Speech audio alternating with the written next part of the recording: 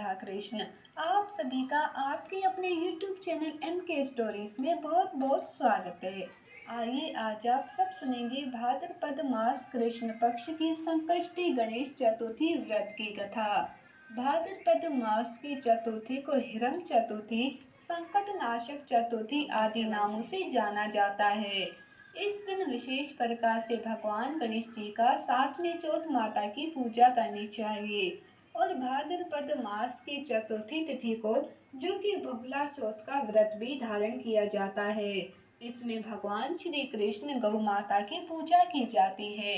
तो इसीलिए जो भी भक्त सच्ची श्रद्धा के साथ व्रत को धारण करते हैं, पूजन करते हैं, कथा श्रवण करते हैं, इससे व्यक्ति के सभी प्रकार के दुख और कलेश दूर होते हैं, सभी प्रकार के संकटों का नाश होता है, पुत्र धन सुख सौभाग्य आदि में वृद्धि होती है। तो आइए सुनते हैं भाद्रपद मास की हिरम चतुर्थी संकष्टी चतुर्थी व्रत की कथा। तो बोलिए प्रेम से भगवान गणेश की जय, चौथ माता की जय, सर्व देवी देवता की जय। बहुत समय पहले की बात है, एक बार माता पार्वती जी ने भगवान गणेश जी से पूछा कि हे पुत्र, भादो मास कृष्ण पक्ष को संकट नाशक चतुर्थी कहा गया है, अतः उस दिन का व्रत किस प्रकार से किया जाता है मुझे समझा कर कहिए। तब गणेश जी ने कहा कि हे माता, भादो कृष्ण चतुर्थी सब संकटों के नाशक, विविध फलदायक एवं संपूर्ण सिद्धियों को देने वाली है। पूर्व वर्णित विधि से ही पूजन करना चाहिए। हे देवी, इस व्रत में आहार संबंधी कुछ विशेषताएं हैं, उन्हें बतला रहा हूँ।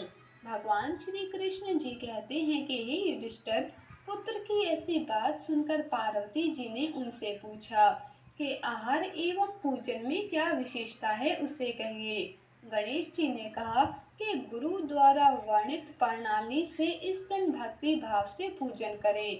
12 महीने में अलग अलग नामों से गणेश जी की पूजा करनी चाहिए। विनायक, एक दंत, कृष्ण, पिंग, गजानन, लंबोदर, भालचंद्र, हिरंब, विकट, विकटतुंड, आखुरथ, विघ्नराज और गणाधिप, इन 12 नामों से व्रती को गणेश जी की पूजा करनी चाहिए। अलग अलग महीनों में क्रमशः एक एक नाम से पूजा करें। चतुर्थी के दिन प्रातः नित्य कर्म से निवृत्त हो व्रत का संकल्प करें। तत्पश्चात रात्रि में पूजन और कथा श्रवण करें। पूर्व काल में एक नल नामक पुण्य आत्मा और यशस्वी राजा हुए। उनकी रूपशालिनी रानी दमयंती नाम से प्रसिद्ध थी।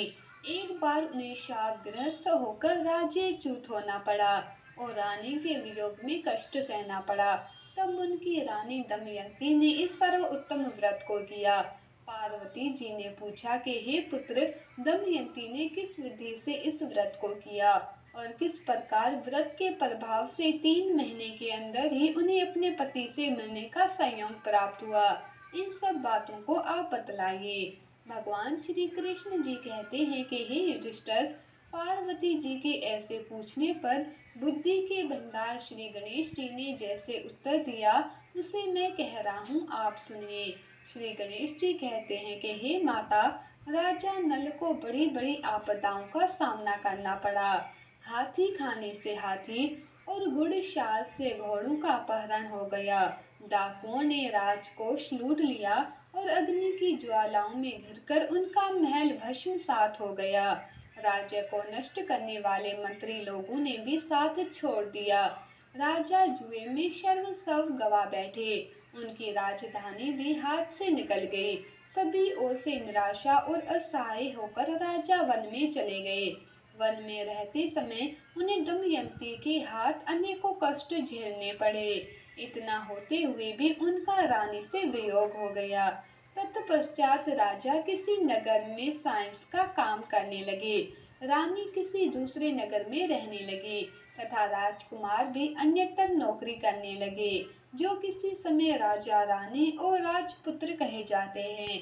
वह ही अब भिक्षा मांगने लगे। तरह तरह के रोगों से पीड़ित होकर एक दूसरे से विलग रहकर कर्म फल को भोगते हुए दिन बिताने लगे। एक समय की बात है कि वन में भटकते हुए दमयंती ने महर्षि सर्वभंग के दर्शन किए। उसने उनके पैरों पर नतमस्तक होकर हाथ जोड़कर कहा। दमयंती ने पूछा कि हे ऋषिराज, मेरा अपने